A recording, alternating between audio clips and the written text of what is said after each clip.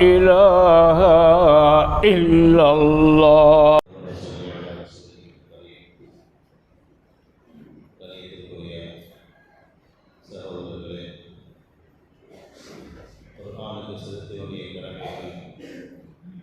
முதலாவதாக இந்த குர்ஆனை நாம் சரியான முறையில் உச்சரிப்போடு ஓத வேண்டும். இரண்டாவது கடமை அதனுடைய சட்டத்திட்டங்களின்படி நாம் செயல்பட வேண்டும். மூன்றாவது கடமையாக குர்ஆனை அதிகமான முறையில் நாம் மனனம் செய்ய வேண்டும். நான்காவதாக நாம் பார்த்தது குர்ஆனை சிந்தித்து ஆராய்ச்சி செய்ய வேண்டும் என்று பார்த்தோம். ஐந்தாவது கடமையாக நமக்கு எழுதுகிறார்கள் நஷ்ருல் குர்ஆன், குர்ஆனை நாம் பரப்புவது, குர்ஆனை நாம் உலகம் முழுவதும் பரப்ப வேண்டும். நபி ஸல்லல்லாஹு அலைஹி வஸல்லம் அவர்கள் சொன்னார்கள், இன்னமா உபீஸ்து முஅல்லிமன், நான் இந்த உலகத்திற்கு அனுப்பப்பட்டதெல்லாம் ஒரு ஆசிரியராக தான் அனுப்பப்பட்டிருக்கிறேன் என்றார்கள். அப்படி என்றால் ஆசிரியர் வேலை என்ன? கல்வியை பிறருக்கு கற்றுக் கொடுப்பது.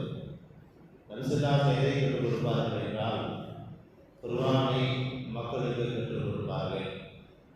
எந்த தடை வந்தாலும் சரி அந்த குர்ஆனை நபிஸல்லாஹு அவர்கள் எல்லா பகுதிகளுக்கும் எத்தி வைத்தார்கள். சஹாபாக்களும் அதே வேலையை செய்தார்கள். குர்ஆனை உலகம் முழுவதும் பரப்புகிற வேலையை தான் சஹாபாக்களும் செய்தார்கள். இப்படி பிறருக்கு நீங்கள் இல்மை பரப்ப வேண்டும் என்று நபி ஸல்லல்லாஹு அலைஹி வஸல்லம் ஆர்வப்படுத்தி இருக்கிறார்கள். அதற்கு முக்கியத்துவம் கொடுத்திருக்கிறார்கள். நாம் அறிந்த பிரபலமானது பதில் போரிலே எதிரிகள் எல்லாம் கைது பிடிக்கப்பட்டார்கள். 70 நபர்கள் எதிரிகளிலிருந்து கைது பிடிக்கப்பட்டார்கள். அப்பொழுது அவர்களுக்கான தண்டனை நபி ஸல்லல்லாஹு அலைஹி வஸல்லம் அவர்கள் வழங்கியிருக்கலாம். ஆனால் என்ன செய்தார்கள் என்றால், நீங்கள் ஒவ்வொருவரும் இங்கே உள்ள ஒருவருக்கு எழுத படிக்க கற்றுக் கொடுத்து விட்டால் நீங்கள் விடுதலை என்று சொன்னார்கள். நபி ஸல்லல்லாஹு அலைஹி வஸல்லம் அவர்கள் தூரநோக்கு சிந்தனையோடு செயல்பட்டிருக்கிறார்கள். அவர்கள் நினைத்திருந்தால் பணம் காசை வாங்கி அவர்கள் விடுதலை செய்திருக்கலாம். ஆனால் கல்வி கற்றுக் கொடுத்திருந்து நீங்கள் செல்லலாம் என்று சில நபர்களுக்கு அவர்கள் அனுமதி கொடுத்ததை நாம் பார்க்கிற பொழுது, ஏன் கல்வி கற்க சொன்னார்கள்? அதை வைத்துதான் குர்ஆனை பிறருக்கு எத்தி வைக்க முடியும். கல்வி இல்லை என்றால் குர்ஆனை எப்படி அவர்கள் ஓதுவார்கள்? எப்படி பிறருக்கு கற்றுக் கொடுப்பார்கள்? அப்போ நபி ஸல்லல்லாஹு அலைஹி வஸல்லம் முழுமையான சிந்தனை இந்த குர்ஆனை எப்படியெல்லாம் நாம் எத்தி வைக்கலாம் என்பதுதான். ஒரு சஹாபி ஸெய்த் சாபித் ரலியல்லாஹு அவர்களை யூத மொழியை கற்றுக் சொன்னார்கள், எழுத படிக்க கற்றுக் கொடுக்க சொன்னார்கள். அதே போல் அவர்கள் கற்றுக்கொண்டார்கள். உடனே அதனை வைத்து அவர்கள் குர்ஆனை இஸ்லாத்தை அவர்கள் பரப்பி அடைந்தான் அவர்கள் ஆர்வம் கொண்ட வகையில் பட ஹதீஸ்கள் சொன்னார்கள், ஹைருக்கும் மன் தஅல்லம குர்ஆன வஅல்லமஹு, உங்களில் பெஸ்ட் யாரு தெரியுமா? குர்ஆனை தானும் கற்றுக்கிட்டு பிறருக்கும் கற்றுக் கொடுக்கிறதா உங்களிலேயே ரொம்ப சிறந்த மனிதர் என்று ஆர்வம் கொள்கிறார்கள். குர்ஆனை தானும் கற்றுவது மட்டுமல்லாமல் பிறருக்கும் அதை கற்றுக் கொடுக்க வேண்டும்.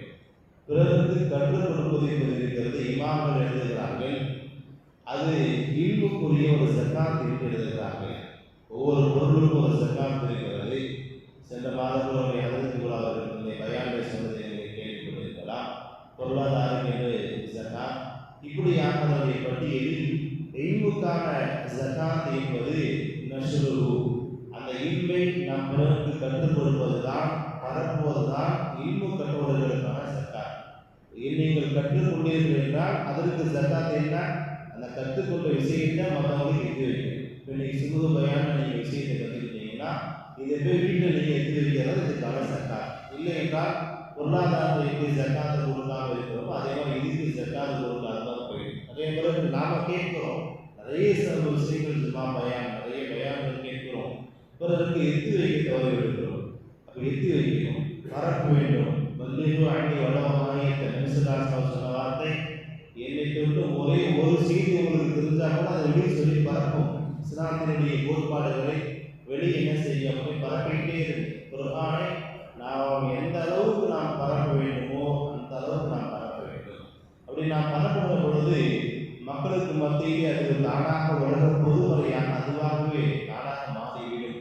இப்போ குர்ஆனை பற்றி பிற மக்கள் கருத்து சொல்லுகிற பொழுது தவறான கருத்து சொன்னால் கூட அவர்களே பதில் சொல்வார்கள், இல்லைப்பா குர்ஆன் அப்படி இல்லை அப்படி அவர்களாகவே பதில் சொல்வார்கள். நாம் குர்ஆனை அதிகமான முறையில் பரப்ப வேண்டும். நாம் ஒரே ஒரு கடமை சரியாக செய்கிறோம். என்ன அப்படின்னா பிறருக்கு வாங்கி கொடுக்கிறது, அதில் சரியாக இருக்கிறோம். அது குறிப்பாக ஒரு பெண் திருமணமாகி போகுது அப்படின்னா வீரர்கள் குர்ஆன் வச்சு அனுப்புறது. வீரர்கள் லாக்கரை வச்சு கூட்டணும்னா அது மௌத்து வரை கொள்ளையை கொண்டு தான் இருக்குது. அதை ஏற்றி யாரும் ஓதுறவங்க தெரியல. அப்போ இது மாதிரி வாங்கி கொடுக்குறாங்க நபர் கிடையாது. பரசாக்களுக்கு பள்ளிவாசல்களுக்கு வாங்கி கொடுக்கலாம், நண்பர்களுக்கு கொடுக்கலாம். சிலர் பள்ளிவாசலை கொண்டு வந்து அப்படியே மூட்டையோடு போடுறது. அது எத்தனை பேர் ஓதுவாங்கன்னு தெரியல. பள்ளியிலும் போடலாம். அதே நேரத்தில் ஏதாவது ஒரு மதரசாவில் நம்ம என்ன செய்யணும் கேட்டு எத்தனை பேர் குர்ஆன் தேவைப்படுதுன்னு சொல்லுங்க, நான் வாங்கி தரேன் அப்படி கூட இன்னும் கூட பிரயோஜனமா இருக்கும். பள்ளிவாசல்கள் நிறைய இருக்க தான் செய்து அதுக்கு இல்லாதப்ப வாங்கி போடலாம். ஆனால் அதில் பயன்படுத்துறதை விட மதரசாவில் உள்ள பிள்ளைங்க என்ன செய்யறாங்க அப்படின்னா நிறைய பேர் ஓதுறதுக்கு பயன்படுத்துவாங்க. அப்படி இப்படியும் பரப்புவது குர்ஆனை வாங்கி கொடுத்து பரப்பலாம். குறிப்பாக அதில் அதிகமாக ஒரு அடுத்தவர்களுக்கு நாம் அதை கற்றுக் கொடுக்க வேண்டும். எப்படி கடிந்து சொன்னாங்க, மன்சுமி நம்ம எழுப்பி தத்தமகு யார்கிட்ட ஒரு இல்மு பற்றி கேட்கப்பட்டு அதை அவர்கள் மறைக்கிறார்களோ அல்ஜமகுல்லாஹு பிலிஜாமின் நாளில் யௌமுல் கியாமத்தி கியாமத் நாளில் ஒரு நெருப்பினால் ஆன கடிவாளத்தால் அல்லாஹ் அவர்களுக்கு கடிவாளத்தை போடுவாங்க. இது சாதாரண ஒரு விஷயம் நம்ம நினைக்கலாம். ஒரு இல்மு பற்றி ஒருத்தர் கேட்குறாங்க அப்படின்னா அது தெரிஞ்சுக்கிட்டே இல்லை எனக்கு தெரியாது அப்படி கற்றுக் கொடுக்க நாம் வளர்த்தோம் அப்படின்னா அவருக்கு கியாமத் நாளில் நெருப்பிலான கடிவாளம் அல்லாஹ் அடையிருப்பான் என்று தெரிந்திருக்கிறார்கள். ஏன் அப்படின்னா குர்ஆன் இல்மு என்பது அதை கற்றுக் கொடுக்க வேண்டும். பிறர்கிட்ட கற்றுக் கொடுக்க தான் நம்ம கற்றுக்கொள்ளுடைய பொருளாதாரம் எப்படி பிறருக்கு கொடுக்கதான் அல்லாஹ் நம்மகிட்ட கொடுக்குறான். காசு பணங்கள் நமக்கெல்லாம் கொடுக்குற நோக்கம் பிறருக்கு நீங்கள் கொடுப்பீங்கிற ஒரு நம்பிக்கையில தான் அல்லாஹ் கொடுக்குறான். இல்லை நம்ம சம்பாதித்த காசு என்னுடைய காசு என்று வைத்துக் கொண்டால் அந்த பொருளாதாரம் அடுத்த தலைமுறைக்கு கடந்து செல்லாது. அடுத்த தலைமுறைக்கு போறப்ப விட்டு சாப்பிட்டு போயிட்டே இருப்பான். பிறருக்கு நம்ம கொடுத்து தான் அந்த சொத்து என்பது வளர்ந்துகிட்டே இருக்கும். கல்வியும் அதிகமாக தான். பிறருக்கு கற்றுக் கொடுக்க தான் அந்த கல்வி வளரும் என்பதை இஸ்லாம் நமக்கு கற்றுக் கொடுக்கிற மிகப்பெரிய பாடமாக இருக்கிறது. அப்போ கற்றுக் கொடுப்பவர்களுக்கு சொன்ன சிறப்பு என்ன அப்படின்னா அவர்களுக்கு உலகத்தில் உள்ள எல்லா ஜீவராசிகளும் கடலில் உள்ள மீன்கள் மற்றும் ஒரு முதில் இருக்கக்கூடிய எறும்புகள், கரப்பான்கள், பாம்புகள் எல்லா ஜீவராசிகளும் மரம் செல்லக்கூடியவெல்லாம் அந்த கற்றுக் கொடுக்கக்கூடியவர்களுக்கு பிறருக்கு இல்மை பரப்புபவர்களுக்கு அது பாவமளிப்பு தேர்தல் அவர்கள் கற்றுக் கொள்பவர்களுக்கும் பாவமளிப்பு தேர்தல் அதிர்ச்சி வந்திருக்கிறது. கற்றுக் கொடுப்பவர்களுக்கும் பாவமளிப்பு தேர்தல் அதிர்ச்சி வந்திருக்கிறது. அப்போ அதனால் இஸ்லாத்தினுடைய ஒரு முக்கியமான கொள்கை பிறருக்கு நாம் அதை எடுத்து சொல்ல வேண்டும், தாவா செய்ய வேண்டும். இஸ்லாத்துடைய கோட்பாடுகளை பிறருக்கு சொல்லதான் அது வளரும். பிறருக்கு சொல்வது மூலியமாக அவர்கள் எதையாவது ஒரு விஷயத்தை எடுத்துக்கொண்டால் அந்த நன்மை